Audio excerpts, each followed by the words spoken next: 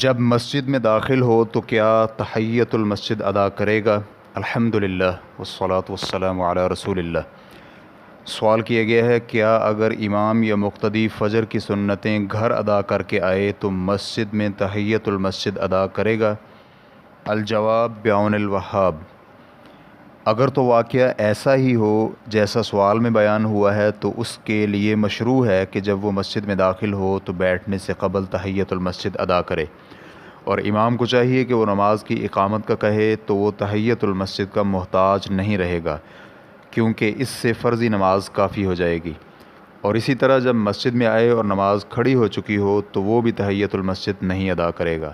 واللہ تعالی اعلم۔ اسلام کیو اے ریکارڈنگز، مؤسسۃ الشیخ محمد صالح المنجد، المملکۃ العربیۃ السعودیہ، فتویٰ نمبر 5074۔ والسلام علیکم ورحمۃ اللہ وبرکاتہ۔